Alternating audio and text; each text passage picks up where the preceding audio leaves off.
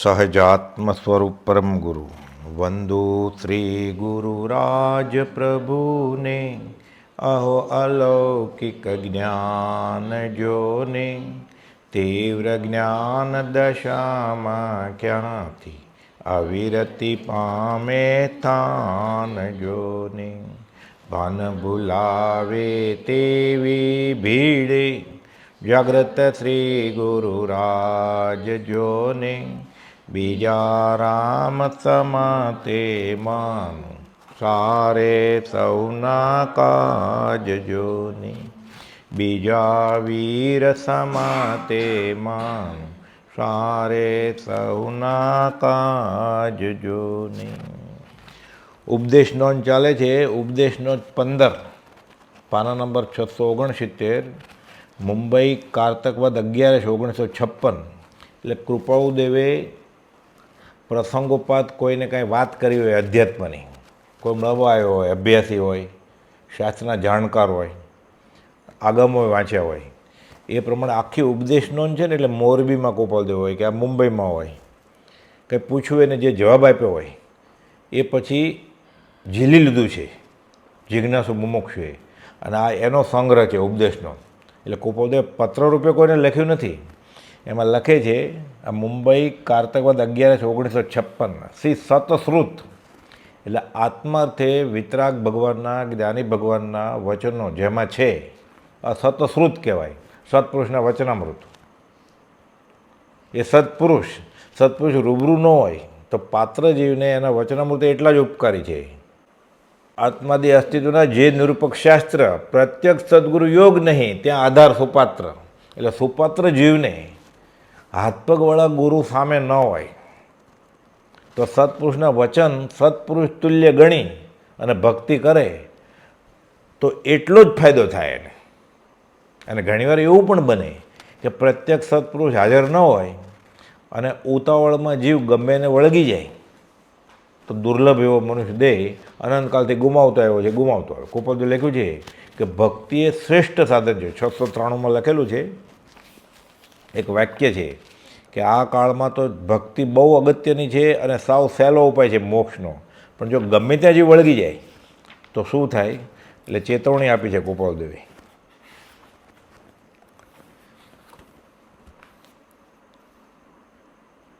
કે ઘણા વિચારવાન જીવોએ ભક્તિ માર્ગનો તે જ કારણથી આશ્રય કર્યો છે અને આજ્ઞા આશ્રિતપણું અથવા પરમ પુરુષ સદગુરુને વિશે સર્વાર્પણ સ્વાધીનપણું શીર્ષાવન દીઠું છે અને તેમ જ વર્ત્યા છે. તથાપિ તેઓ યોગ પ્રાપ્ત થવો જોઈએ, નહીં તો ગમે તે વળગી જાય ભક્તિ નામે. નહીં તો ચિંતામણી જેવો જેનો એક સમય છે એવો મનુષ્ય દેહ ઉલટો પરિભ્રમણ વૃદ્ધિનો હેતુ થાય. એટલે એ કરતાં ધર્મ કરતો જ ન હોત તો સારું હતું. આ તો ધર્મ સમજીને ગમે એને વળગે તો ઉલટો પરિભ્રમણ વૃદ્ધિનો હેતુ થાય. એટલે દેવું પતાવવા આવ્યો ને દેવું વધતું જાય એવું થાય. એટલે કહે છે સતશ્રુતનો અભ્યાસ કરવો. હવે આ સતશ્રુતમાં શું છે? આ એક પાના ઉપર કૃપાળુદેવે 20 પુસ્તકના નામ આપ્યા છે અને આ વાંચજો એમ.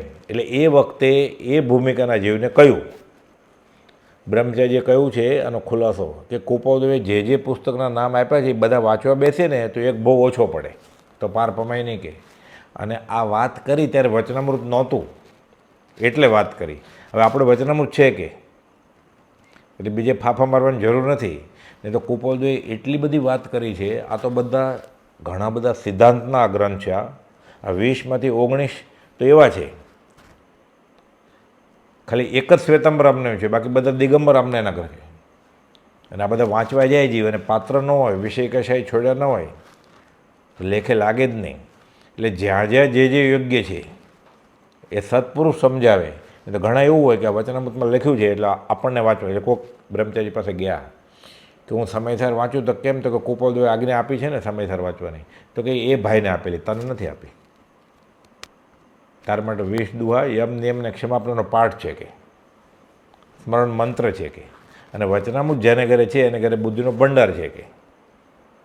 પછી જે વાંચે છે એને કે બધા શાસ્ત્રો વાંચવાના છે, ના નથી. વચનામૃત સમજવા માટે વાંચવાના છે.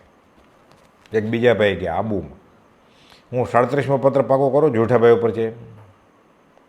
બેન કે ના નહીં કરતો. કે તું નક્કી કરીને આવ્યો ને મનમાં કે આ હું પાકો કરું. એણે એમને એમ પૂછ્યું કે હું કયો પત્ર પાકો કરું, તો એને એમ જ કે 37માં પાકો કર. પછી મનમાં કે તું તો નક્કી કરીને આવ્યો છે, પછી પૂછે શા માટે સિક્કો મરાવા આવ્યો ને.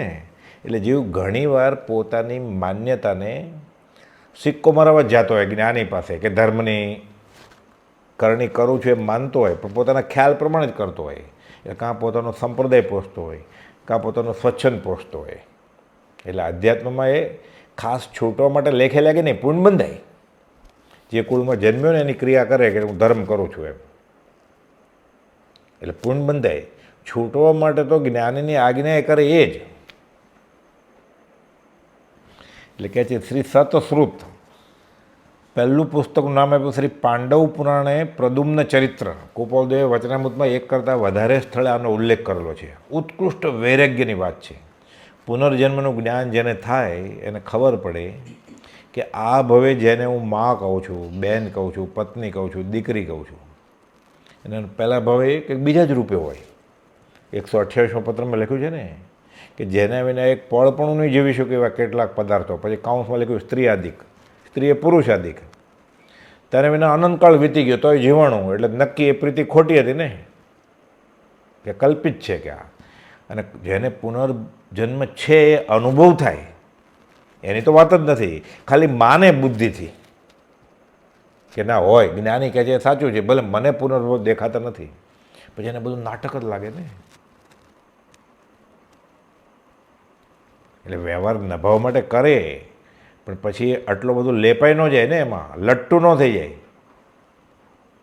પછી અવસમદ્રષ્ટિ આત્મા કરે કુટુંબ પ્રતિપાળ, અંતર્ગત ન્યારો રેજુ ધાવ ખેલાવે બાળ. એને ખબર હોય આ મળ્યાભાઈને મેળ, લટક સલામ. આ શ્રી પાંડવ પુરાણે પ્રદ્યુમ્ન ચરિત્ર શુભચંદ્ર ભટ્ટારકે પાંડવ પુરાણ રચ્યો છે. તેમાં 6000 શ્લોકો 26 અધ્યાયમાં છે. તેના 13મા અધ્યાયમાં પ્રદ્યુમ્ન ચરિત્ર વર્ણવેલ છે. આ કૃપાદુ આ પ્રદ્યુમ્ન ચરિત્ર વૈરાગ આવે એટલે કહેતા. આખી લાંબી વાત છે, અવસરે ક્યારેક લેશું. બહુ લાંબી વાત છે. આ પ્રદ્યુમ્ન શ્રીકૃષ્ણ રૂકમિણીના દીકરા, અને જાતિસ્મરણ જ્ઞાન થાય ત્યારે ખબર પડે કે હું જેને મા કહું છું એ કોણ છે, હું પત્ની કહું છું એ કોણ છે, હું દીકરો કહું છું, દીકરી કહું છું એ કોણ છે. જૂઠ છે બધું. અને ગોપાલદેવે તો 510માં લખ્યું છે, અનુત્પન્ન એવો જીવ તેને પિતાપણે કે પુત્રપણે ગણવો એ સૌ જીવની મૂઢતા છે, મૂર્ખામી છે કા. અને સત્સંગની ઈચ્છા હોય એને તો ગણાય જ નહીં. એ કે બાપાને બેટા કહીને ન બોલાવાય, વ્યવહારે વ્યવહાર. પણ કે સત્સંગની ઈચ્છા સંકિત નહીં, ખાલી સત્સંગની ઈચ્છા હોય એને આવું બધું ન ગણાય.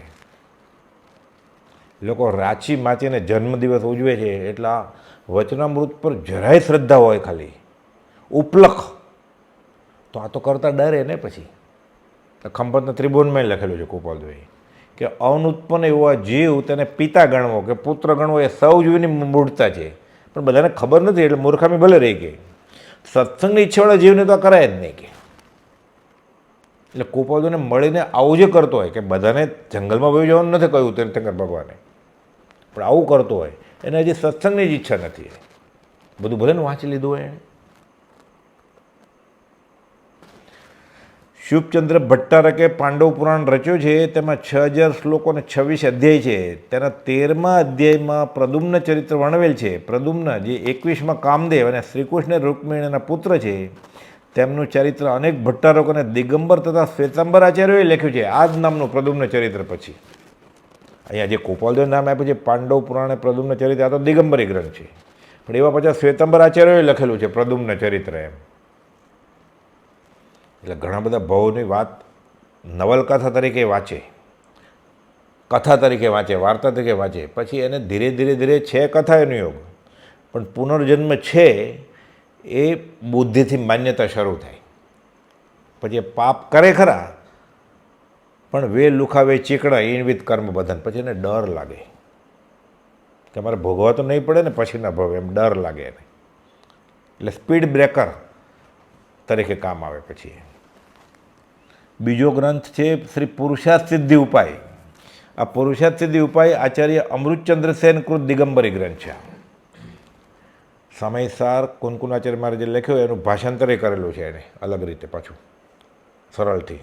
ઉત્કૃષ્ટ ક્ષયોપશમ આ પુરુષાર્થ સિદ્ધિ ગ્રંથમાં શ્રાવક અને સાધુના મોક્ષ વિશે એક પુરુષાર્થ વર્ણવેલ છે કે વિતરાગ દર્શનનો શ્રાવક કેવો હોય અને શું કરતો હોય, અને દીક્ષા લીધી હોય તે સાધુ કેવા હોય. ભલે દિગંબર આમને એ પ્રમાણે લખ્યું છે, પણ શ્રાવકના આચાર તો બધા ઘણા બધા સરખા જ છે ને, અભક્ષ ન ખાવું ને એ બધું. તો ચારેય પ્રકારના પુરુષાર્થની સમજણ આપી છે. ધર્મ, અર્થ, કામ અને મોક્ષ નિત્યક્રમમાં બોલાય છે ને, એટલે અગાસના નિત્યક્રમમાં રોજ આવે સવારે કે નહીં અષ્ટમૂળ ગુણ ધારી વિષયંજુ સેવે દુઃખકારી. આ 8 મૂળ ગુણ એટલે કયા 8 મૂળ ગુણ? 5 ઉદનબ્બર ફળ. જે ફળ ખાતા દૂધ નીકળે ને ઉદંબર ફળ કહેવાય. અત્યારે તો પીપળા કે પીપળના વડના ટેટા તો કોઈ ખાતું નથી. આ અર્બનના બધું શહેરી વાતાવરણમાં મળે નહીં આવે. પહેલાં તો એ ખાતા બધા. એકેન્દ્રીય જીવ તો ખરા, 3 જીવો હોય અંદર, 1 સેન્ટીમીટરના ઈડા. પછી આ અંજીર ખાય છે એ એવું જ છે. હવે તો એને મશીન પ્રેસ કર્યા હોય ને એટલે બધા સાધન સંપન્ન લોકો સૂકા મેવા તરીકે વાપરે, દૂધમાં નાખીને વાપરે, આઈસ્ક્રીમ નાખીને વાપરે, ફાલુદામાં નાખે. મને આ બહુ ભાવે. અભક્ષ્ય વસ્તુ છે આ. અમૃતચંદ્ર સેન આચાર્ય કહે છે કે આ જે લેતો હોય નહીં અષ્ટમૂળ ગુણ ધારી વિષયંજુ સેવે દુઃખકારી, એટલે આ નામ આપ્યા છે એણે કે મદ્ય માંસ એટલે દારૂ, માંસાહાર, મધ અને 5 ઉદંબર ફળ, આ 5 ને 3 8 વસ્તુ જે ખાતો હોય ને એ વિતરાગની વાત સાંભળવાના માટે લાયક નથી, એમ લખ્યું છે એણે આ ગ્રંથમાં. એટલે શ્રાવક બનવું કેટલું અઘરું છે. શ્લોક છે 61મો શ્લોક છે આનો.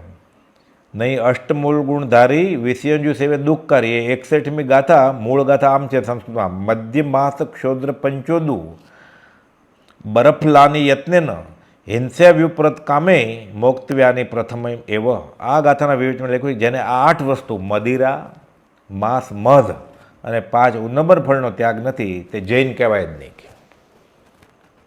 જૈન કુળમાં જન્મ્યો હોય એટલે એને શ્રાવક માની લેવો એ બરોબર નથી, એમ કુપાલદેવ મોક્ષમાળામાં લખ્યું છે. ત્રીજો પદ્મનંદી પંચવિશંતિ, 26 અધ્યયનનો આ ગ્રંથ છે. આ શ્રી કુનકુન આચાર્ય મહારાજ એટલે પદ્મનંદી, એનું બીજું નામ પદ્મનંદી આચાર્ય છે. કુનકુન આચાર્ય કૃત 26 પ્રકરણનો આ ગ્રંથ છે. પ્રત્યેક વિષયનું નૈતિક અને ધાર્મિક રીતે પ્રતિપાદન કરવામાં આવ્યું છે. કુપાલદેવે પદ્મનંદી પંચવિષયકનો બ્રહ્મચારીજીએ ઉલ્લેખ કરેલો છે અને કુપાલદેવે કરેલો છે ઘણી જગ્યાએ. છેલ્લું પ્રકરણ બ્રહ્મચર્ય અષ્ટક છે. તેનું ગુજરાતી ભાષાંતર પૂજ્ય બ્રહ્મચારીજીએ પ્રવેશિકાના 50મા પાઠમાં મોક્ષમાળા પ્રવેશિકામાં 145મા પાના પર લીધેલ છે કે બ્રહ્મચર્ય ન પાળતો હોય બાકીના બધા વ્રત એના તૂટી જાય. અને શ્રાવક એક પતિવ્રત કે એક પત્નીવ્રત હોય એને અંશ બ્રહ્મચર્ય કયો છે. એટલે પર પુરુષ ને પર સ્ત્રીનો મનથી પણ ત્યાગ. આ બ્રહ્મચર્ય અષ્ટકમાં 8 કડી છે. મૂળ પદ્મનંદી આચાર્યએ આમાં લખેલી છે પંચવિશંતિમાં. એનું ભાષાંતર રાવજીભાઈ દેસાઈએ કરેલું છે. એ બ્રહ્મચર્ય મોક્ષમાળા પ્રવેશિકમાં બ્રહ્મચર્ય અષ્ટક 8 શ્લોક તરીકે લીધું છે. પોતે પાછું બ્રહ્મચર્ય પોતે લખ્યું છે. બ્રહ્મચર્ય સ્વર્ગીય તરુ રમણીય છે. મોક્ષમાળા પ્રવેશિકામાં અપૂર્વ અવસરના રાગે 9 વાડ વ્યવસ્થિત રીતે ગવાય એવી રીતે રોચક લીધું છે 254મા પાના ઉપર. અને કુપાલદેવે જે બ્રહ્મચર્યનો પાઠ લખ્યો છે એનું વિવેચન તો પ્રભુશ્રીજીએ કરેલું છે અને બ્રહ્મચર્યજીએ કરેલું છે. વિવેચનમાં છે. પાછું કુનકુન આચાર્ય કુલ 26 પ્રકરણનો ગ્રંથ, એમાં છેલ્લું પ્રકરણ બ્રહ્મચર્ય અષ્ટક છે. તેનું ગુજરાતી ભાષાંતર આ મોક્ષમાળા પ્રવેશિકામાં પણ છે. ચોથું ગોમઠસાર. જેમ શ્વેતાંબર આમના એમાં કર્મગ્રંથ એમ વાત કરીએ આપણે, એમ દિગંબરમાં કરણનિયોગ કર્મગ્રંથ જેવું જ કહેવાય. શ્રી નેમિચંદ્ર સિદ્ધાંત ચક્રવર્તી રચિત કર્ણનિયોગનો આ દિગંબર ગ્રંથ છે. જેમ શ્વેતાંબરમાં કર્મગ્રંથ છે એટલે 6 ભાગ છે કર્મગ્રંથના શ્વેતાંબર આમનામાં, એ સ્ટાન્ડર્ડ ગણાય આમ કર્ણનિયોગનું પુસ્તક. તો દિગંબરમાં આ ગોમઠસાર સ્ટાન્ડર્ડ ગણાય. જીવકાંડ અને કર્મકાંડ. કર્મ કેવી રીતે બંધાય અને કેવા ફળ મળે વ્યવસ્થિત રીતે આખો લંબાણમાં વચનામૃત જેટલા 2 ભાગ થાય.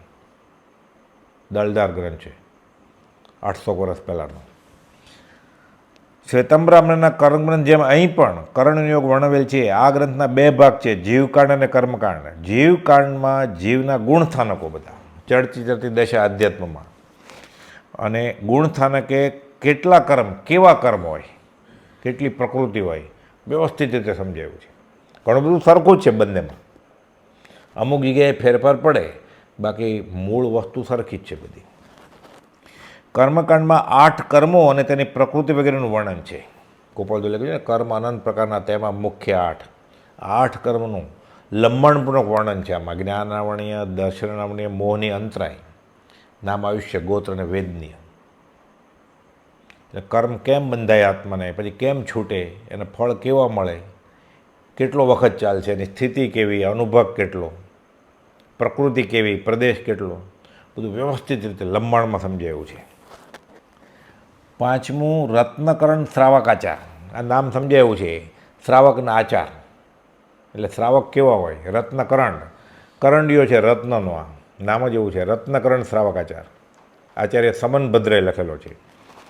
સમનભદ્ર આચાર્યકૃત દ્રષ્ટાંત સાથે શ્રાવકના આચાર એટલે સામાયિક દાન વગેરેની સમજ આપતો ગ્રંથ છે.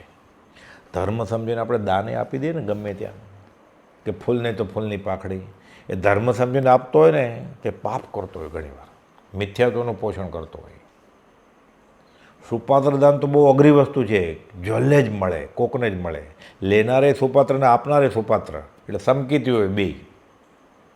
એક ભલે સમકીતી ગૃહસ્થ હોય, હજી વીરતિ નથી, બીજા સમ્યક દ્રષ્ટિ વીરતિ હોય, એને આપવાવાળો બહુ નિકટભવી હોય. પણ ધર્મ સમજીને ગમે એને દાન કરે, એમને એમ દાન કરે, માર્ગદર્શનનો ગુણ છે. બાડા બોબડા લૂલા લંગડાને મદદ કરે, અબોલ પશુને મદદ કરે, કોઈ એવો જરૂરિયાતમંદ હોય એને મદદ કરે, સાધર્મિકવાળાને મદદ કરે, એની ના નથી. ધર્મ સમજીને અસદગુરુ કે સમકીતી નથી, એને સમકીતી સમજીને કે જ્ઞાની સમજીને દાન કરે ને, એ કુભોગ ને કુમનુષ્યમાં જાય. હરિવંશ પુરાણમાં કહેલું છે, સેંકડો વર્ષો જૂનો ગ્રંથ. એમાં બ્રહ્મચારીજીનો ઉલ્લેખ કર્યો છે પત્ર સુધામાં, 578માં પત્રમાં, કે ધર્મ સમજીને ગમે તે દાન કરશો તો કુભોગ ને કુમનુષ્યની ગતિમાં જવું પડશે. એટલે સખાવત કરવાની છૂટ છે, ધર્મ સમજીને કે હું વૈયાવ જ કરું, હું આ કરું.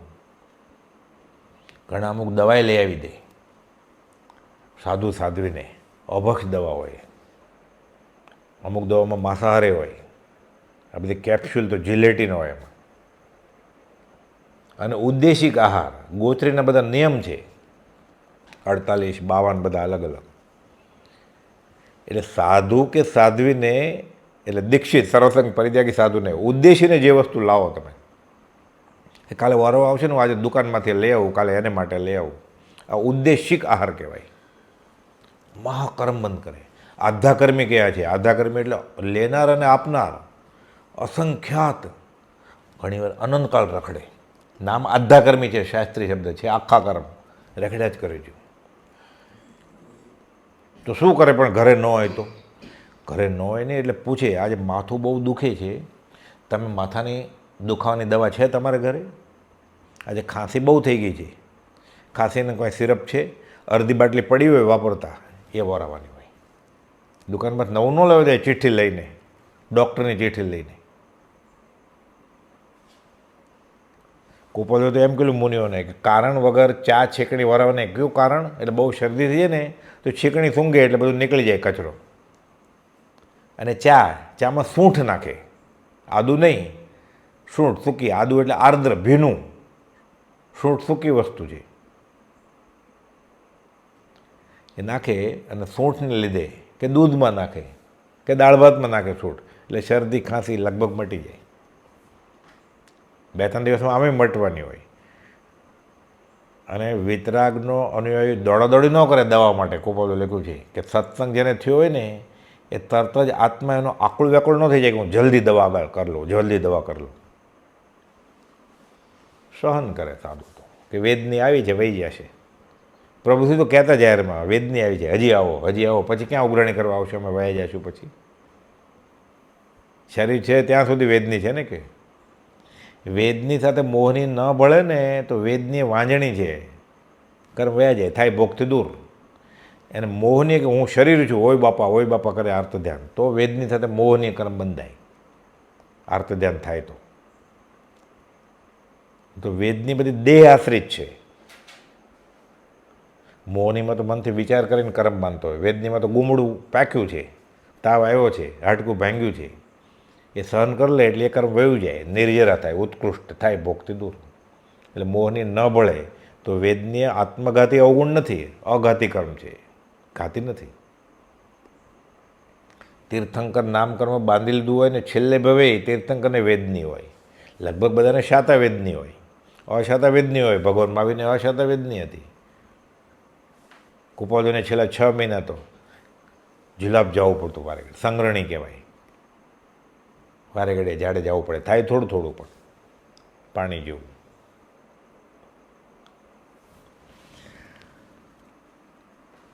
એટલે આચાર શ્રાવકના સામાયિક દાન વગેરેની સમજ આપતો આ ગ્રંથ છે. રત્નકરણ શ્રાવકાચાર, સાવ નાનો એવો. શ્રી આત્માનું શાસન, ગુણભદ્ર આચાર્યકૃત વૈરાગ્યનો ગ્રંથ છે. જીવને કર્મના શાસનમાંથી મુક્ત કરી આત્મામાં સ્થિર કરવાનો ઉપદેશ છે. એટલે આ બાજુ કર્મનું શાસન ને આ બાજુ આત્માનું શાસન, એટલે સાવ નાનો એવો ગ્રંથ છે, પાતળો. પણ કુપોદે લખ્યું છે, ઉત્કૃષ્ટ જ્ઞાનમાં રહેલા છે, કે છેલ્લા ભાગમાં તો કે ગહન વાત. ટૂંકામાં જીવને કર્મના શાસનમાંથી મુક્ત કરી આત્મામાં સ્થિર કરવાનો ઉપદેશ છે. આ અંગેનો બોધ પરમ કુલદેવ ઈડરને કાવીઠા ક્ષેત્રે કરેલ. એટલે પ્રભુ મુનિઓ સાથેના સમાગમમાં આત્માનુશાસનની વાત કરે કુપોલદેવ.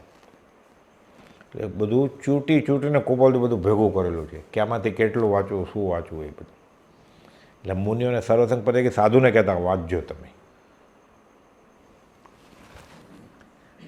મોક્ષ માર્ગ પ્રકાશક ગ્રંથ, મોક્ષ માર્ગ પ્રકાશનો કુપોલદેવે વચનામૃતનો ઘણી જગ્યાએ ઉલ્લેખ કરેલો છે. એટલે મોક્ષ માર્ગ શું એના ઉપર પ્રકાશ કરે. લખેલો છે ગુરુહસ્તે, પંડિત ટોડરમલજી પંડિત હતા પણ ગૃહસ્થ હતા. પરિગ્રહ પ્રમાણ, કપડાની દુકાન હતી એને. એ દુકાન એને પરિગ્રહ પ્રમાણ હોય ને, સવારે 10 વાગે જાય ને, 9:30 10 વાગે ખોલે દુકાન. પહેલો ગ્રાહક આવે ને ક્યાંક 10-15 મીટર કપડું લઈ જાય, એટલે 11:30 પોણા 12 પાછા આવે. બધા કેમ આ દુકાન નથી ખોલી? તો કે આજની આવક મારે થઈ ગઈ છે, દુકાન બંધ. સાવ નાની ઉંમરે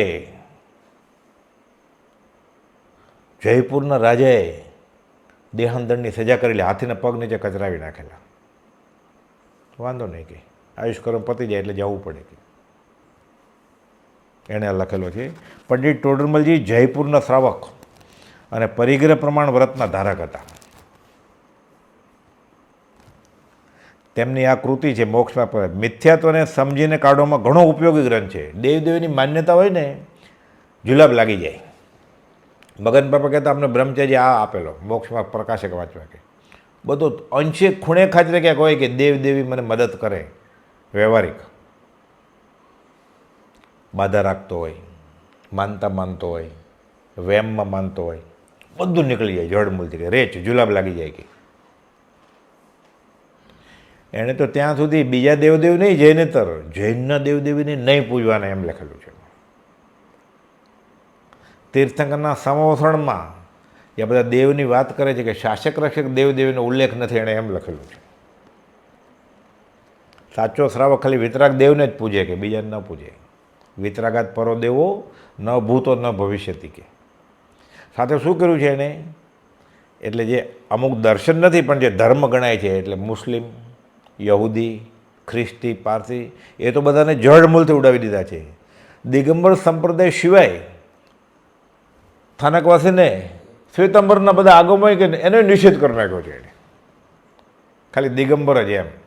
પણ બૌદ્ધ માટે બહુ ઊંચી વ્યવ છે, કે જૈનનું મંદિર જોઈએ દૂરથી અને એવું બધું લાઇટિંગ ને રોશની કર્યું, આપણને ખબર ન પડે કે આ જૈનેતરનું છે, કે હવેલી છે, કે વૈષ્ણવનું મંદિર છે, કે કોઈ બીજા ધર્મવાળાનું છે, કે આ દેરાસર વિતરાગનું છે. આ ખબર ન પડે કે આ જૈન ધર્મ હોય. એટલે બધાને લાગુ પડે એવું છે ને જૈનને આ સલાહ. તો દિવાળીમાં લાઇટિંગે કરે છે મંદિરો ઉપર, દેરાસર ઉપર. આશ્રમ ઉપર લાઇટિંગ ના કરે ને હવે ઓટો ઓલું તો દીવાય કરે તેલના, આખી રાત દીવા રાખે, કેટલા જીવ મરે, ફૂદા, પતંગિયા, કંથવા, કરોળિયા, ઉડતા ઉડતા બચ્ચા, ઢેડ ગરોળીના, કંસારીના, કેટલા મરે ખુલ્લામાં. પાણી ઉકાળીને પીવાનું, એ ઉકાળેલું પાણી પંખા નીચે નહીં ઠારવાનું, કપડું ઢાંકીને ઠારવાનું હોય, અને આખી રાત દીવા હવામાં પડ્યા રહે ખુલ્લા. અને આશ્રમ કે દેરાસર કે બિલ્ડિંગ કેવડું મોટું હોય, કેટલા દીવા હોય, કેટલા જીવ મરે. અમુક સિઝનમાં તો આ બલ્બ હોય ને બહાર, એ સવારે જોઈએ ને તો ઢગલો પડ્યો હોય જીવાતનો. એ એમને જ મરવાની હતી બધી જીવાતો, પોતાના નિમિત્ત ન બને એમાં. એનું આયુષ્ય તો એ પૂરું થાય એટલે જીવશે નહીં પછી.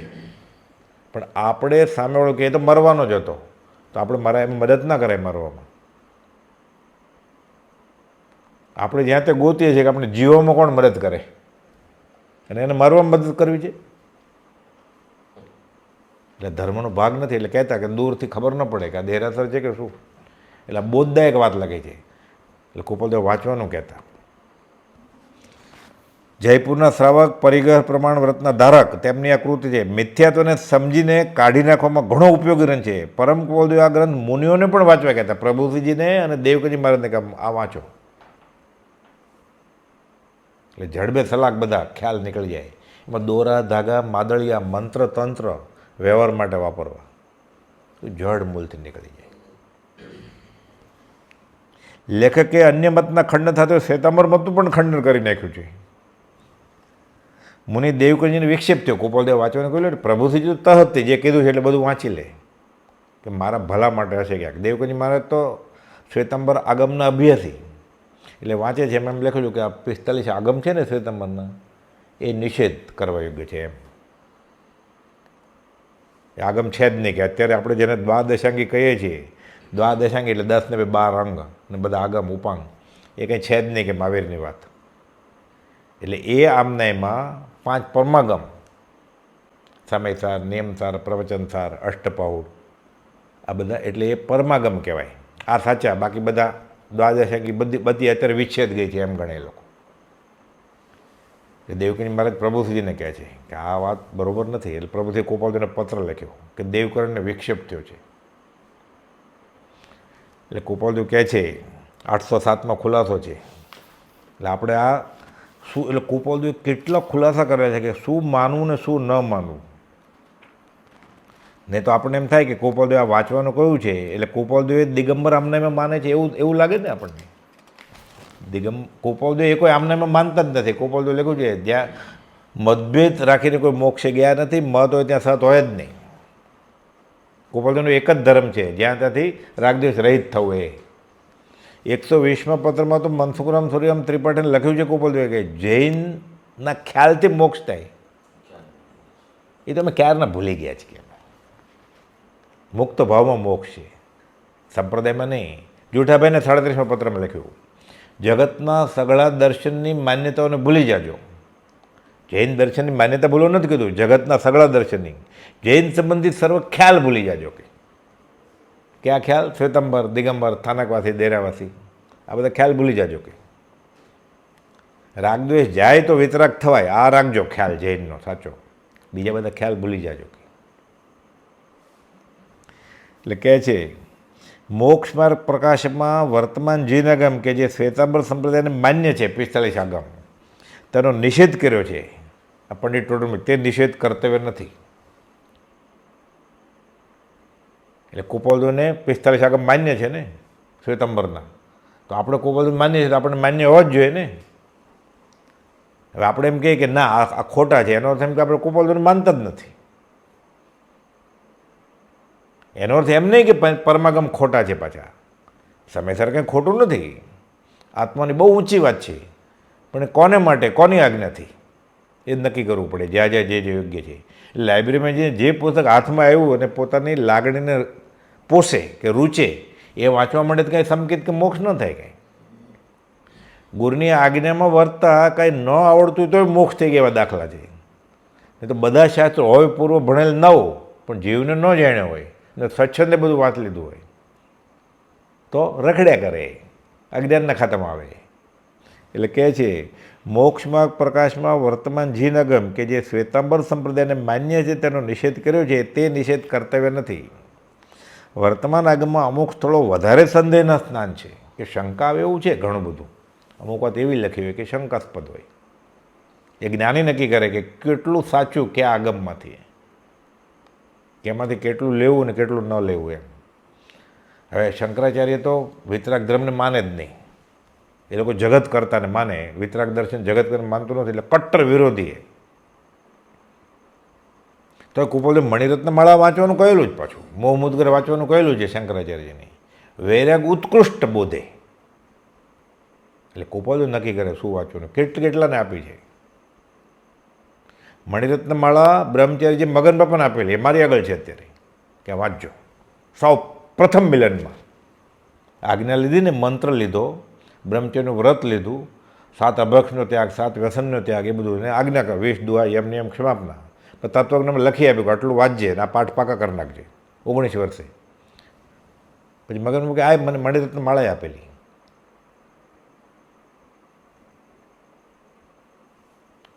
એટલે જ્ઞાની નક્કી કરે કોને શું આપવું ને ક્યારે આપવું. એ ના આપણા સંપ્રદાયને નથી.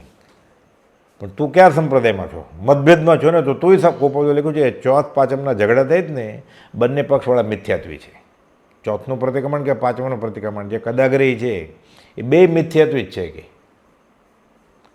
મતભેદ રાખીને કોઈ મોક્ષે જાય જ નહીં. આખો સંપ્રદાય કોઈ મોક્ષે નથી વયો જવાનો, કોઈક વિરલો કોઈક સંપ્રદાયમાંથી નીકળે. એટલે કહે છે આ નિષેધ કર્તવ્ય નથી. વર્તમાન આગમમાં અમુક સ્થળો વધારે સંદેહના સ્થાન છે, અમુક શંકા જાય અમુક વસ્તુમાં, એવું છે. પણ સત્પુરુષની દ્રષ્ટિએ જોતાં તેનું નિરાકરણ થાય છે. એટલે કુપોલદેવે લખ્યું 397માં, આ અમે જે કહ્યું છે કે આ વચનામૃત આગમ જ છે, જીન આગમ જ છે. રાગ દ્વેષ અને અજ્ઞાન રહિતપણે પ્રગટ લેખપણે પામે માટે સેવનીય છે. અમુક વસ્તુ લખીને ગુણઠાણાની, ક્ષાયક ભાવને, ક્ષયોપશમ ભાવને એવું બધું. એટલે ડુંગરસિંહ ગોસ્વામી કે મળતું નથી આ શાસ્ત્રમાં. એટલે કુપોલદેવે જવાબ આપ્યો છે સૌભગભાઈ ઉપરના પત્રમાં કે ગોશાળાને કેવો મળી જશે, છે શાસ્ત્રમાં, કદાચ ન મળે તો વાંધો નથી. કેમ કે હું જે બોલું છું ને કુપોલદેવ કે આ લખું છું, તીર્થંકરના હૃદયમાં આ વાત હતી. કે મહાવીર સ્વામી બોલતા ત્યારે હું હતો, તમને ન મળે તો વાંધો નહીં. તમારી આગળ જે આગમ છે એમાં થોડો સુધારો થયો છે, થોડો વધારો થયો છે, થોડો ઘટાડો થઈ ગયો છે, થોડો કુધારો થઈ ગયો છે, એટલે ન પણ મળે તેની ફિકર નહીં. કે તીર્થંકરના હૃદયમાં આ વાત હતી એમ અમે જાણ્યું છે. કે એટલે આ પકડો કે એટલે આપણને આ એમ મળ્યું છે. એટલે હું આ માનું છે ને આ ન માનું છે એમ નહીં, મારે કુપોલદેવનું ધાકડે માનવું પડે. કુપોલદેવે લખ્યું છે, પોતે શરત મૂકે છે 20 વર્ષે, હું કહું છું એમ કોઈ કરશો, મારું કહેલું ધાકડે માનશો, હા હોય તો એ સત્પુરુષ આ વચનની ઈચ્છા કરજે. એટલે જે હા હોય ને, જેને કે આ બધું બરાબર છે, એ પોતે સત્પુરુષ થઈ ગયો, સમકિત થઈ ગયું. કેટલું સહેલું છે સમકિત. આમ ભવભવ યોગીઓ રખડે સ્વચ્છંદે તોય ન થાય. અને કુપોલદેવનું ધાકડે માને કે આ બધું બરાબર છે, મને તહતથી મારી બુદ્ધિમાં નથી બેસતું પણ છે વાત સાચી, તો એ સત્પુરુષ થઈ ગયો કુપોલદેવ. કે કહેનાર પુરુષ સાચા છે, મોક્ષ માર્ગ આમ જ હોય. તો શાસ્ત્રમાં ઘણી જગ્યાએ આને સમકિત કહ્યું છે. વચનામૃત 769 ને 771. એટલે કુપોલદેવ 100% સાચા લાગે આપણને. પછી શાસ્ત્રોય નહીં વચમાં અને સંપ્રદાય નહીં. બોલવા માટે નહીં, લખવા માટે નહીં, કહેવા માટે નહીં, પ્રતીતિ અંદરનો રણકાર થાય તો એ જીવે સમકીતી કહેવાય. પરોક્ષ માને આગળ જતા આત્માનો અનુભવ થાય ને. આગળ જતા એટલે કે બીજા ભવે ને એવું જરૂરી નથી કે તરત જ થાય 2, 5, 15 વર્ષે. અને પછી ક્યાં એકવાર સમકિત થઈ ગયું પછી ભલે ને, પછી જન્મે તો સારું છે ને, બેનું ભલું કરશે.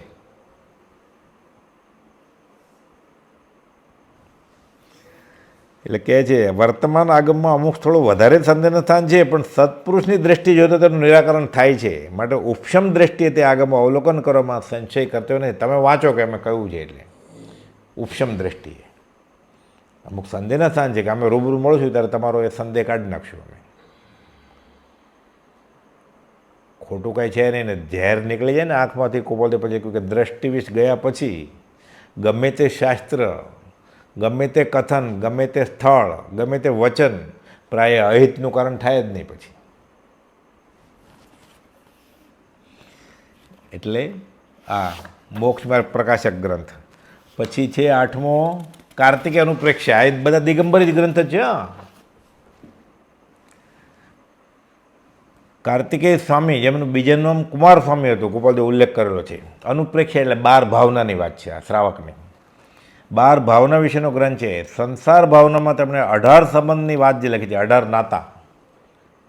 એટલે પત્ની હોય એ જ, બહેન હોય એ જ, પછી દીકરી હોય એ જ, પાછી મા થાય ને એવું બધું. એટલે બાપા, કાકા, ભાઈ, બેન, માતા, પિતા, એમાં એમાં ગોળ ગોળ ફેરા કરતો હોય, ભવ ગણમાં બેસે તો. રૂપ બદલીને આવેલા નાટકમાં કેમ અલગ અલગ રૂપ ધારણ કરે. એટલે 18 નાતાનો સંબંધ છે કે આ સંસાર પ્રત્યે જુગુપ્સા ઉપજવે એવું છે. કહો 128 ક્લેશી તત્વ પ્રત્યે જુગુપ્સા નહીં ઉપજતી હોય, જિજ્ઞાસા નથી છતાં પૂર્વકર્મ કાં ઘેરે છે, કુપાદેવ લખે છે. તેને લીધે નહીં ગમતા એવા પદાર્થો સ્પર્શવા, જોવા, સૂંઘવા પડે છે. 8 વર્ષે દીક્ષા લીધી, કુપાલદેવે લખ્યું છે કાર્તિકેય સ્વામી, કુમાર સ્વામીએ. અને 72 વર્ષનું આયુષ્ય. શ્રાવક એટલે સમ્યક દ્રષ્ટિ શ્રાવક કોને કહીએ? તેનો ગહન બોધ છે. શ્રાવકે ધર્મ અર્થે ક્યાં જઈને બેસવું, તેનો પરમાર્થ હૃદયગત રાખવા યોગ્ય બોધ અહીં મળી રહે છે. એમ લખ્યું છે કે સમ્યક દ્રષ્ટિ શ્રાવક તો વિરતિ હોય, બહારથી સર્વસંગ પરિત્યાગી હોય, પણ સમકિતિ ન હોય એવા સાધુને નમસ્કાર તો ન કરે. એ જ્યાં ઉતર્યા હોય ને ત્યાં ન જાય. માન માટે, લોભ માટે, માદળિયા દોરા ધાગા માટે, સંપ્રદાય ટકાવવા માટે ન જાય ત્યાં. એ રત્નકરણ શ્રાવકાચાર્યમાં લખ્યું છે આ, અને કાર્તિક અનુપ્રેક્ષમાં લખ્યું છે કે આવા સાધુઓને, એમ લખ્યું છે કાળદોષી જૈન સંપ્રદાયમાં પણ આચરણમાં શિથિલ થઈ ગયા હોય એવા સાધુઓ મળી આવે છે. અને જો એ સમકિતી નથી અને ફક્ત બાહ્ય ત્યાગને તમે નમવા જાઓ છો ધર્મ સમજીને, જાય જ નહીં સમ્યક દ્રષ્ટિ, જાય ને તો સમકિત વમી નાખે અને મિથ્યાત્વ ગાઢ કરે. મિથ્યાત્વ હોય તો એટલે નમસ્કાર તો દૂર, એમાં લખ્યું છે વંદન નમસ્કાર તો દૂર, એ ઉતરે હોય ત્યાં ન જવાય એમ લખ્યું છે. તો કે આપણે વ્યવહાર વિનય નહીં કરવાનો. એ ઘરનું મોભી હોય, વ્યવહાર વિનય કરે એટલે બીજા બધા કરે ને. સાસુ કરે એટલે વહુ કરવું પડે, સાસરા કરે એટલે વહુ કરવું પડે, દીકરા દીકરી કરે. જે કુટુંબમાં જે ધર્મ હોય એ પ્રમાણે આચરણ થાય. પછી આગળ જતાં પછી એ પકડાઈ જાય એટલે મિથ્યાત્વ ગાઢ થાય, પછી છૂટે જ નહીં. જો ક્યાં બેસવું ધર્મ અર્થે, તેનો પરમાર્થ હૃદયગત રાખવા કે બોધ આ ગ્રંથમાં મળી આવે છે. 9મો યોગ દ્રષ્ટિ સમુચય, એક આ શ્વેતાંબરી ગ્રંથ છે. બાકી આ 20 દિગંબરી, ખાલી એકને બાદ કરતા 19 દિગંબરીને એક શ્વેતાંબરી. આ યોગ દ્રષ્ટિ સમુચય હરિભદ્ર સૂરીએ લખ્યું છે. મૂળ તો એ મારવાડના પુરોહિત બ્રાહ્મણ, રાજ દરબારના પંડિત ગણાય. એમાંથી પછી જૈન ધર્મની દીક્ષા અંગીકાર કરે છે. હરિભદ્ર સૂરી કુપાલદેવ વખાણ્યા છે બહુ.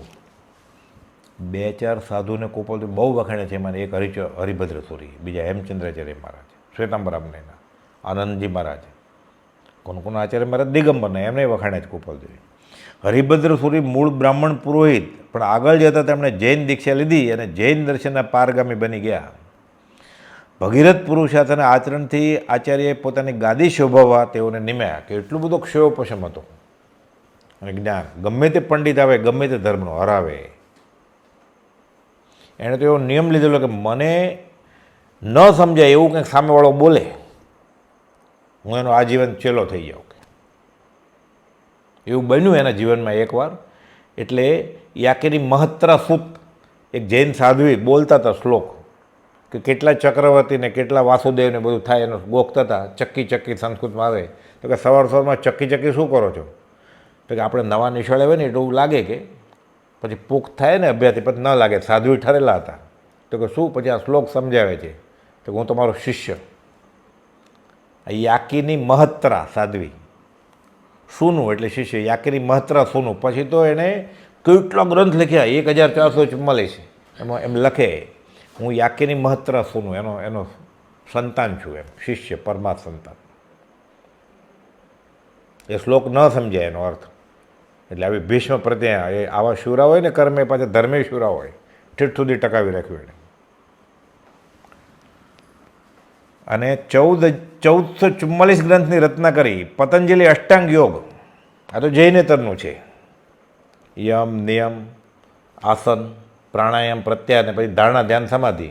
ઘણા બધા આસનો બધા શરીરને લગતા છે. એ પતંજલિ યોગ છેલ્લે પાછું એમાંય ધારણા, ધ્યાન, સમાધિમાં આત્મા હાંસલ કરવાની વાત છે, બ્રહ્મ સાક્ષાત્કાર.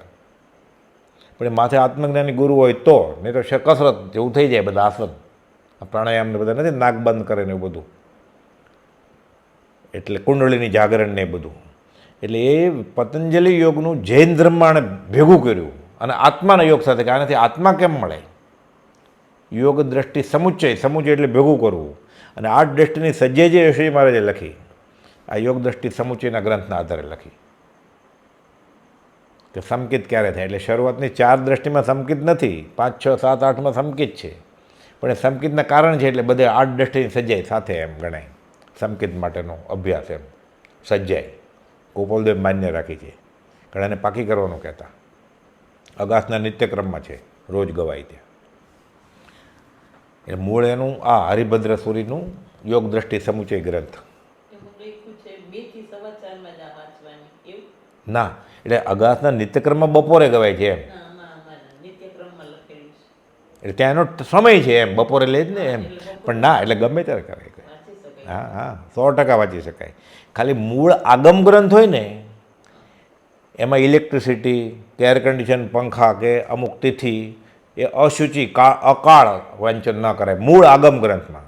બાકી પછીના મહાત્માઓએ જે કંઈ એના અર્થ કર્યા હોય, બ્રહ્મચર્ય ખુલાસો કર્યો છે કે વચનામૃત છે, એ ગમે ત્યારે અડધી રાત્રે કાળી 14મે દિવસે વંચાય.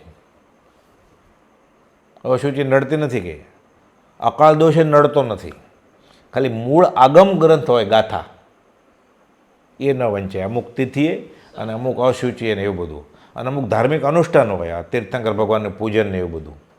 કેમ કે સૂતક લાગે. એ સૂતક એ પાછું, એ માનો કે સ્ત્રીને પ્રસૂતિ આવી છે કે રજસ્વલા છે, તો એને બીજાને સૂતક લાગતું જ નથી ઘરમાં રહેતા હોય તોય. આમે જોતું હતું ને વેદી બતાવ્યું. એટલે ઘણીવાર એવું હોય ને ઘરમાં એક જણને, એટલે બધા દેરાસર કે પ્રાર્થના કરતા બંધ થઈ જાય. બ્રહ્મચર્ય ખુલાસો કર્યો છે કે ઘરનાને સૂતક લાગતું નથી. આવું કોણ ખુલાસા કરે. અને પૂર્વાચાર્યો જે ગ્રંથો લખ્યા છે કોઈ પણ વિતરાગની વાણી અંગેના, એ બધા વાંચવાની છૂટ છે, એને કાંઈ લાગતું નથી દોષ. એની કરતાં આપણે તો એની કરતાં આગળ છે. પાછું પ્રભુશ્રીએ કહ્યું છે કે આ સજાતનું પરમગુરુ મંત્ર ને આ બધું અઘોરી મંત્ર છે, કે ગમે ત્યારે કરાય. છલ્લે ગયો હોય તોય કરાય, નાતો હોય તોય કરાય, મેલે કપડે કરાય, સ્નાન ન કર્યું તોય કરાય. આવો બહુમાન દોષ ન આવવો જોઈએ. બાકી એને માટે કે હું નાહી લઉં પછી માળા કરીશ એમ નહીં, કે મારો નિત્યક્રમ હું નાહીને પછી કરીશ. એ પાણી ન આવે, ન નાય, કે બહુ ઠંડી લાગે તો પછી નિત્યક્રમ છોડી દેવાનો ને. એ દિવસે દેહ છૂટી જાય શું થાય? બધા ખુલાસા કરેલા છે. એમાં જે આગમ મૂળ આગમ હોય ને એ સિવાયને બાકીને કોઈ એવો નિયમ લાગુ પડતો જ નથી. ગમે ત્યારે ગમે કરાય. આત્મસિદ્ધિ ગમે ત્યારે કરાય. પ્રસૂતિ આવી હોય તો મનમાં કરાય. ખાલી શાસ્ત્રનો અવમાન દોષ ન થવો જોઈએ બસ. એટલે વચનામૃત લઈને બેસી જાય ને અશુચિ હોય એમ ન ચાલે. બાકી મનમાં બધું કરાય. મંત્રોચ્ચાર સજાતનું પરમગુરુ બોલાય, મનમાં સ્મશાનમાંય બોલાય, અને હોસ્પિટલમાંય બોલાય, ને ઓપરેશન થિયેટરમાંય બોલાય.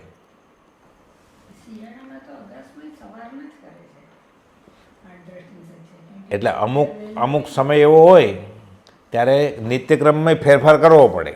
પણ જેણે આજ્ઞા લીધી છે કે મારે આ નિત્યક્રમ કરવો જ, પછી આજ્ઞા તોડવી નહીં એમ. પણ મૂળ આજ્ઞા આપી છે જે 57 વર્ષોમાં પરમ કૃપાળુદેવે પ્રભુશ્રીને કહ્યું, જે કોઈ મુમુક્ષુ ભાઈ બહેનને તમારે છૂટવાનું સાધન આપવું હોય તો આપજો. એ કયું? 20 દુહા, યમ, નિયમ, ક્ષમાપનાનો પાઠ, આ 3 અને 3 કે 5 માળા સજાતનું પરમગુરુની, 7 વ્યસનનો ત્યાગ, 7 અભક્ષનો ત્યાગ, રાત્રિ ભોજનનો ત્યાગ. પછી ટાઈમ છે તો સતશ્રુત ને સત્શાસ્ત્ર વાંચે, વચનામૃત વાંચે, પાકું કરે. પાકું કર્યું એ પાછો વિચારે, પુનરાવર્તન કરે, પ્રશ્નોત્તરી કરે, એ બધી છૂટ. અને આજ્ઞા ભક્તિ જે છે અગાસમાં થાય છે એ ત્યાંનો નિત્યક્રમ છે, સવારથી સાંજ સુધીનો. એટલે પ્રભુજીએ કોઈને નવરા મૂક્યા નથી. મગન બાપા કહેતા બધા પાવડો ને ત્રિકમ ને બકડિયા લઈને આવ્યો હોય કે જો નવરા મૂકે તો પાવડો લઈને ખેતરે વયા જાય. એટલે બરાબર જેમ્યા પછી થોડોક ટાઈમ આરામનો આપ્યો ખાલી. અને સવારે 4ની ભક્તિ હોય એટલે 3:30 પોણા 4 તો ઉઠવું પડે. અને 9:30 સુધી ચાલે ભક્તિ. પછી કેટલીક વી કથા કરે, તરત સૂઈ જાય તો પાછો 3 વાગે ઉઠે ને. એટલે વ્યવસ્થિત રીતે બધાને પ્રમાદ ન કરે એ રીતે ગોઠવી દીધા છે. પણ આ દર્શન થઈ જાય બપોરે કરો કે સવારે કરો એનો કોઈ એવો આગ્રહ નથી કાંઈ એમ. હરિભદ્રસુરી મૂળ બ્રાહ્મણ પુરોહિત, આગળ જતાં તેમણે જૈન દીક્ષા લીધી અને જૈન દર્શનના પારગામી બની ઉત્કૃષ્ટ પુરુષાર્થ કરીને જૈન ધર્મની પ્રભાવના કરી. પછી તો ભગીરથ પુરુષાર્થ અને આચરણથી આચાર્યએ પોતાની ગાદી સ્વભાવ તેઓ નિમ્યા 1444 ગ્રંથની રચના કરી. પતંજલિ અષ્ટાંગ યોગના હઠ યોગને અને બાહ્ય આસનોને અભ્યંતર ક્રિયામાં આત્મયોગમાં ફેરવી નાખ્યા અને ઓગ દ્રષ્ટિમાંથી આત્મદ્રષ્ટિ યોગ દ્રષ્ટિ સાધવા યોગ દ્રષ્ટિ સમુચ્ચય નામનો ગ્રંથ લખ્યો. એટલે આત્મા સાથે જોડાણ યોગ એમ. અને દ્રવ્ય યોગ માર્ગને ખાલી શરીરના આસન હતા બધા, કસરત એ તો દેહ અધ્યાસ કરે. શરીર તંદુરસ્ત હોય તો ભક્તિ બરોબર છે બરાબર. પછી ઘણા એનો નિત્યક્રમ એટલે નિત્યક્રમ બાજુમાં રાખીને ભક્તિ બાજુમાં રાખીને એ તો કરે જ કે મારે ચાલવા જવાનું છે. એટલે આત્મધૈર્ય ચાલતી હોય કે તો એ હાલવા નીકળે. પછી મોર્નિંગ વોક ઇવનિંગ વોક તો નમસ્કાર કરો એટલે કસરત થઈ જ જશે ને. તારે ઘાસ ઉપર હાલવાની જરૂર નથી. પછી ત્યાં પણ એનો નિયમ હોય. પછી ના ના ચાલવાની છૂટ છે ગમે ત્યાં ભલે ભક્તિ કરાય. હા કરાય ને, કરાય ને. બ્રહ્મચારીઓ ત્યાં સુધી કહ્યું છે 24 કલાક જ્યારે જાગતો જીભના ટેરવે વેલ્ડિંગ રેડ કરી નાખવાનું. સજ્જન પરમ ગુરુ પ્રભુજી કહેતા 20 દુઆ લાખ વાર કરતો ઓછા છે. એટલે કર્યા જ કરવાના. 20 દુઆ યમ નિયમ ક્ષમાપનાનો પાઠ. કોઈ ગુનો યાદ આવે તો ક્ષમાપના બોલે મનમાં કે એક જ ગાથા બોલે કે અહમ ભાવથી રહિત નહીં કે આત્માત્મ અધિકોપતિત. દ્રવ્ય યોગ માર્ગને અને આસનોને જૈન અધ્યાત્મમાં ફેરવી સમન્વય સાધ્યો છે. આ પ્રકારે વિતરાગ માર્ગમાં અનેકાંતવાદને ધ્યાનમાં રાખીને જૈનને જૈન દર્શનનો સમન્વય કરનાર આ સૌ પ્રથમ આચાર્ય ગણાય છે. પહેલાં વહેલા આચાર્ય. આ ગ્રંથ ઉપરથી યશોજી મહારાજે 8 દ્રષ્ટિની સજ્જાઈ લખી છે જે નિત્યક્રમમાં નિમિત્ત ઘણાને મોઢે હોય છે. ધીરે ધીરે ધીરે ધીરે આત્મા મિથ્યાત્વમાંથી મંદ મિથ્યાત્વમાંથી આવી સંકિતને સ્પર્શ ન થાય અને પછી છેલ્લે બેફાટ આત્મા અનુભવે. બધા ગુંઠણ જ છે. અહીંયા 8 ઓલા 14 અને પતંજલિના અષ્ટાંગના 8 બધું આ બધું એક જ છે. વર્ણન અલગ અલગ રીતે કરવામાં આવ્યું છે. આ એક શ્વેતાંબરી ગ્રંથ, બાકી બધા દિગંબરી ગ્રંથ છે. 1919 આ એક 20મો યોગ દ્રષ્ટિ. 10મું શ્રી ક્રિયાકોશ. અનેક લોકોએ આ નામના પુસ્તકો રચ્યા છે પણ કુપાલદેવ પંડિત કિશનદાસજી કુત ક્રિયાકોશ આમાં છે. એનું ભાષાંતર કરવાનું કહેલું લંબાણપૂર્વક બહુ સૂક્ષ્મ રીતે બધું અભક્ષ અભક્ષનો વિવેક એમાં. એટલે સાચો શ્રાવક તો બહાર મમરા ખાય કે પૌવા ખાય તો ક્યાં બન્યા છે. એટલે મમરા બને પંજુ તો હોય નહીં તો કેવી રીતે ખવાય. પાણી એવું વાપર્યું છે અણગળ. એટલે સાચો વિતરાગનો સાધુ કે શ્રાવક બહારની વસ્તુ તો લે જ નહીં ને. પછી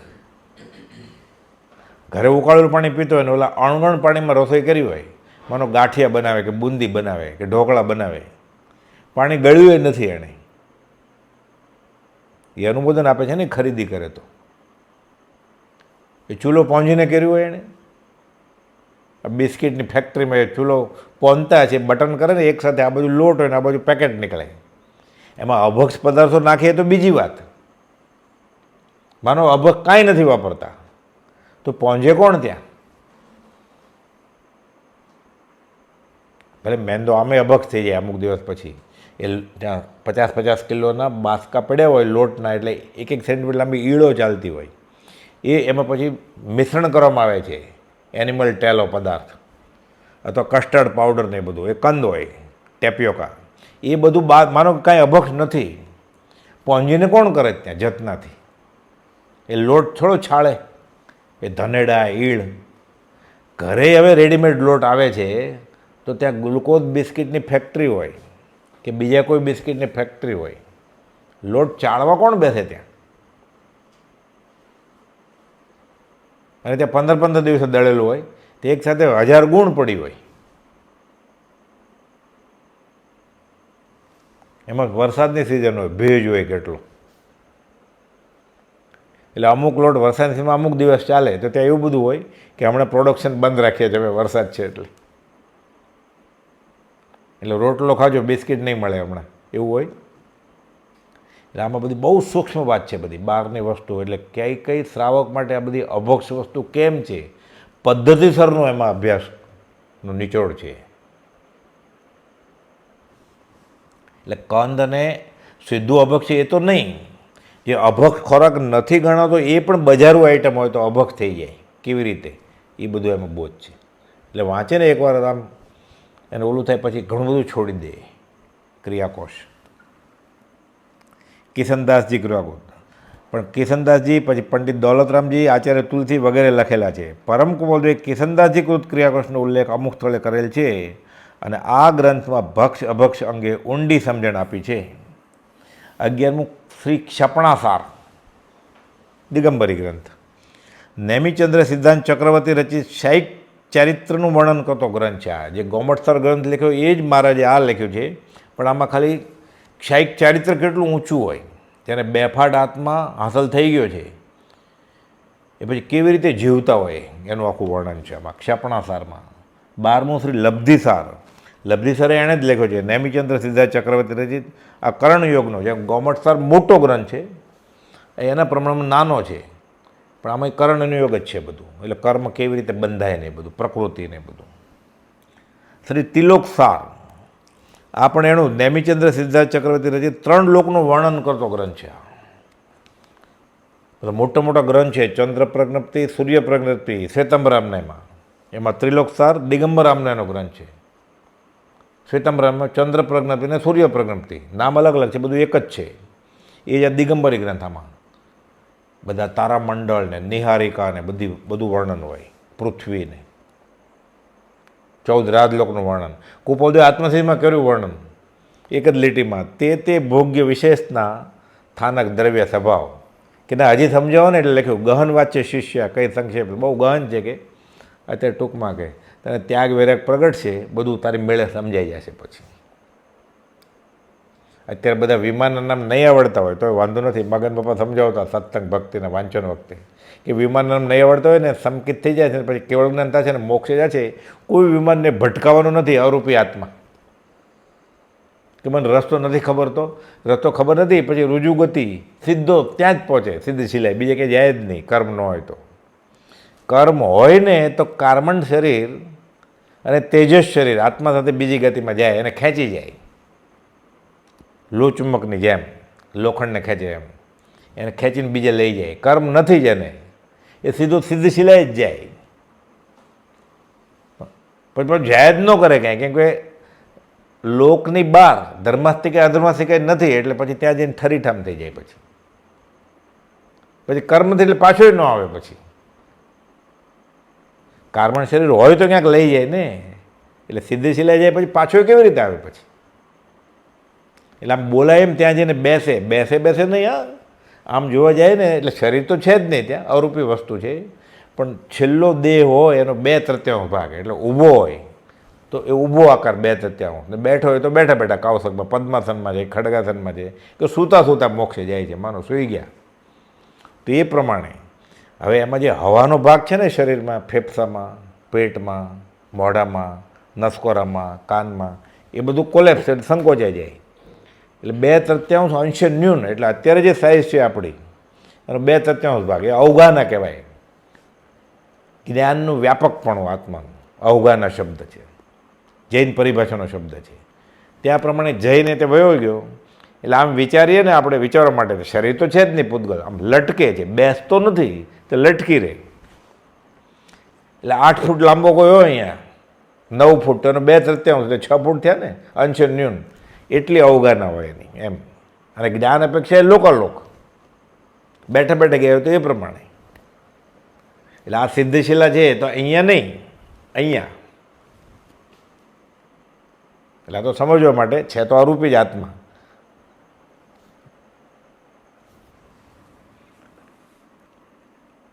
ત્રણ લોકનું વર્ણન કરતો આ ગ્રંથ છે ત્રિલોકસાર. એમાં કુપાવદેવે ખંભાતના ત્રિભુવન, માણેકચંદ, જ્યોતિષશાસ્ત્રનો બહુ અભ્યાસ. ફળાદેશ લઈને ફરે, ડગલાના ઉપલા ખીચામાં જ્યોતિષની કુંડળી હોય ને પછી ફળાદેશ આપે, પોતાનું જોવે ને બીજાનું જોવે. એમાં કુપાવદેવને જ્ઞાનમાં ખબર. એમાં બધી વિદ્યાઓ પણ ઘણી બધી છે. એટલે કુપાવદેવ કહ્યું ત્રિભુવન, ચંદ્ર પ્રજ્ઞપ્તિ, સૂર્ય પ્રજ્ઞપ્તિ અને ત્રિલોકસારમાં જે બધી જ્યોતિષશાસ્ત્રની વિદ્યાઓની વાત છે એ ફરવશે એ જીવ અનંતકાળ રખડશે. મગન બાપાને વાત કરતા ત્રિભુવનભાઈ બહુ જીવ્યા તો લાંબુ, વડવામાં, અગાસમાં અને ખંભાતમાં મગન બાપાને મળેલા. ચાલુ વાંચનમાં બ્રહ્મચારીજીને ત્યાં એને સાંભળ્યા છે જાતાએ, અને છેલ્લે સમાધિ મરણ એનું થાય એના માટે બ્રહ્મચારી અગાસથી ખાસ ખંભાત આવેલા, અને છેલ્લા દિવસોમાં સજાત્મક પરમગુરુનો મંત્ર આપેલો. તો એની મેળે પરમગુરુ નિર્ગન સર્વજ્ઞ દેવ કરતા હતા. તો એ ત્રિભુવન પછી કહેતા મગન બાપાને કે તરત જ મેં કાઢીને ફાડવા ગયો કે અમે તને ફાડવાનું નથી કહેતા, પણ આ વિદ્યા ફરવશે એ અનંતકાળ રખડશે એટલું કહીએ છીએ. ત્યારથી કે મેં છોડી દીધું જ્યોતિષ. પછી આત્માર્થે જ્યોતિષ એ કલ્પિત છે. કોઈ જ્યોતિષ આગળ જઈને કે કુંડળી બનાવીને હાથ બતાવીને એમ પૂછે કે મને સંકિત ક્યારે થવાનો છે, કે હું મોક્ષ ક્યારે જવાનો છું, વ્યવહાર માટે જ જાય છે. તો વ્યવહાર માટે તો પ્રારબ્ધમાં લખી રહ્યો છે એ જ થવાનું છે, બનનાર છે તે ફરનાર નથી. સંયોગ સંબંધે આ દેહ પ્રત્યે આ જીવને જે પ્રારબ્ધ છે એ મળશે. તો કુંડળી શા માટે જોવડાવી તારે કે? એટલે સૌભાગભાઈને કુપાલદેવ સાહેબ શરૂના પત્રમાં કહે છે કે જ્યોતિષ આદિ કલ્પિત શાસ્ત્રો જાણી અમે એનો ઉપયોગ રાખતા નથી એમાં. અને જે જીવને આ જ્યોતિષશાસ્ત્રના પ્રશ્નનો જવાબ સાંભળીને આનંદ આવે છે એ પરમાત્માનું પાત્ર થવાને દુર્લભ છે. એમ કહો કે તમારો મોટો બંગલો થશે કે બહુ પૈસાવાળા થશે કે પરદેશ ગમન થશે, તો એ રાજીપો છે કે નારાજ થવાનો છે? પરદેશ ગમન કે અનારે પ્રદેશમાં તમે જાશો, અહીંયાના સદાચાર બધા છોડીને આવશો, ત્યાં રાજીપો લાવવાનો છે એમાં? 14મો શ્રી તત્વસાર દેવસેન આચાર્ય રચેલ ગ્રંથ છે. જીવને મોક્ષ કર્મ દૂર કરવાથી પ્રાપ્ત થાય અને તે મોહ દૂર થવાથી થાય એમ સમજણ આપી તેના ઉપાય બતાવી મોક્ષ એટલે કર્મરહિત આત્માનું વર્ણન કરેલું છે આમાં.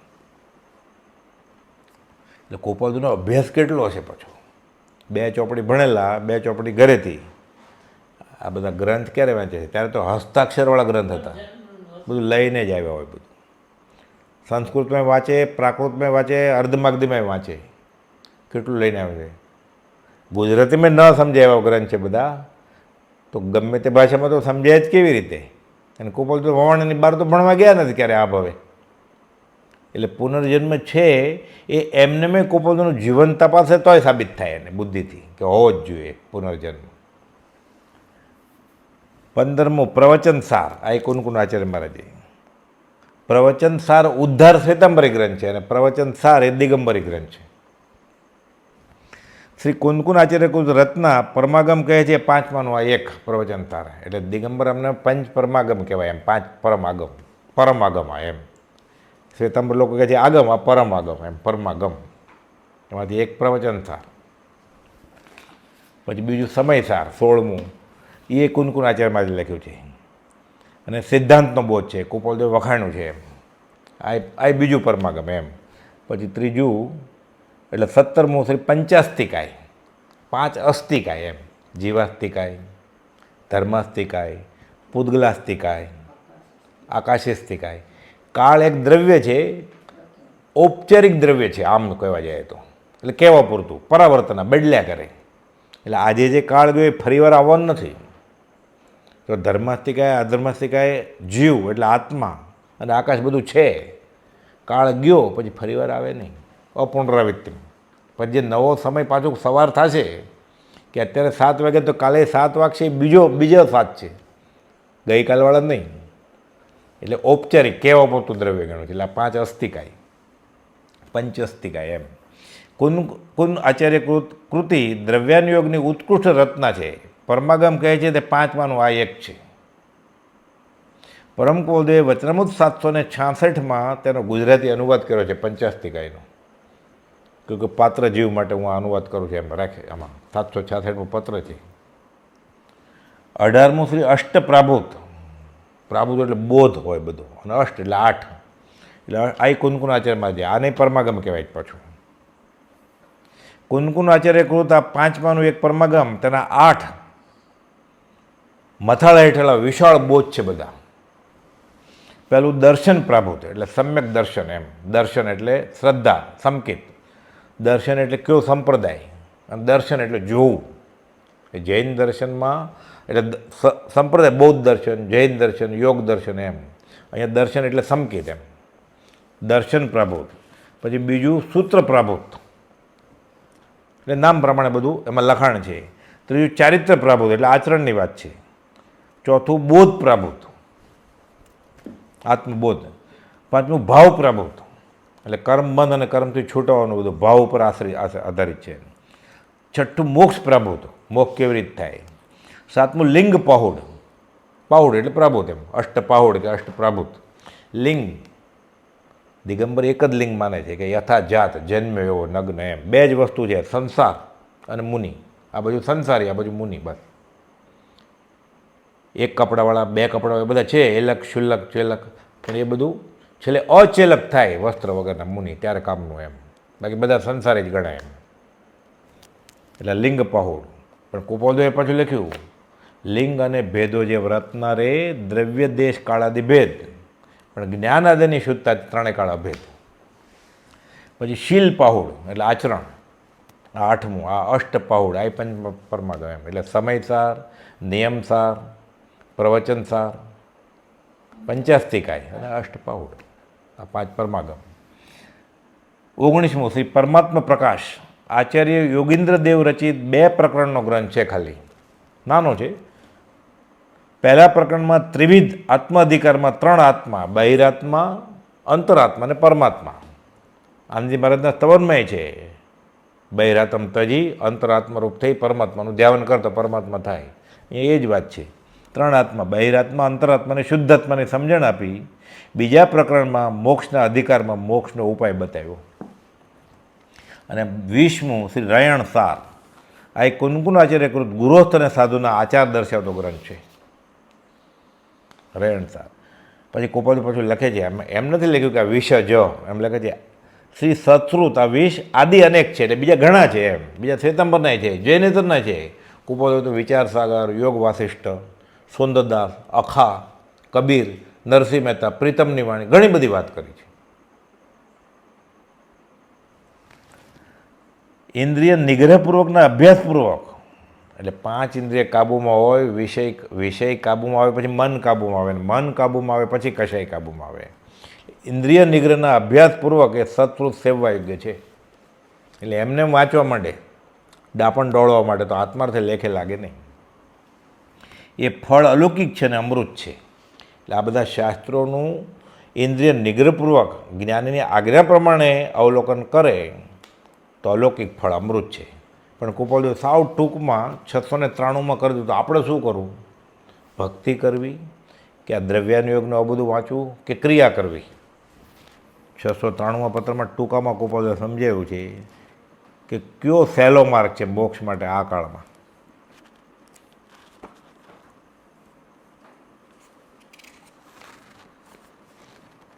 જ્ઞાન માર્ગ દુરારાધ્ય છે, બહુ અઘરો છે. પરમ અવઘાટ દશા પામ્યા પહેલાં તે માર્ગે પડવાના ઘણા સ્થાનક છે. કે શંકા આવે આવું કાંઈ હશે? એટલું બધું લંબાણપૂર્વકનું વર્ણન કર્યું હોય, ઘણીવાર સંદેહ થઈ જાય પછી. એટલે સંદેહ, વિકલ્પ, સ્વચ્છંદતા, અતિ પરિણામીપણું એ આદિ કારણો વારંવાર જીવને તે માર્ગે પડવાના હેતુ થાય છે. અથવા ઉર્ધ્વ ભૂમિકા પ્રાપ્ત થવા દેતા નથી. આત્માની વાત વાંચે ને ખાલી સમયસર વાંચે, ઇન્દ્રિયના નિગ્રહપૂર્વક નહીં, એમને કે આત્મા ખાતો જ નથી ને પીતોય નથી, બંધ મોક્ષ બધી કલ્પના છે, તું આત્મા જ છો. પછી આત્મા ખાતો નથી પીતો નથી, લાવો આઈસ્ક્રીમ રાતના 11 વાગે. ત્યારે પછી એમ ન થાય ને કે આત્મા ખાતો નથી પીતો નથી, લાવો પથરા 11 વાગે. પથરા ન ખાય, આઈસ્ક્રીમ ખાય. પછી એમ કે ભક્તિ એ છે, એ ત્યાગવાની છે, નહીં તો પુણ્ય બંધાઈ જાય તો મોક્ષ ન જવાય એમ. પછી એવું બધું બોલે, અતિ પરિણામી પણ થઈ જાય. ભક્તિ એ છે તો ગાળ બોલવાનું એ નથી. દુરાચાર એ નથી, અભક્ષ ખાઓ છોડી દેવાનું નહીં, એ નથી અભક્ષ પદાર્થ.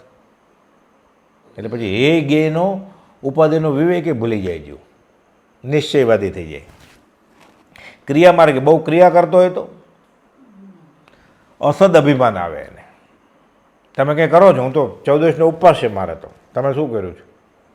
અસદ અભિમાન, વ્યવહારનો આગ્રહ થઈ જાય કે આમ જ હોવું જોઈએ, ખેસ આમ જ રખાય, મોંપતિ આમ જ રખાય, સાથીઓ આમ જ કરાય, સોપારી આમ જ મુકાય, નારિયેળ આમ જ મુકાય. 702માં પત્રમાં કુપોલદેવે ભરૂચના અનુપચંદ મલુકચંદને આખો વેળા તમારી આમ જ વિધિ નિષેધમાં, આમ ને આમ નહીં.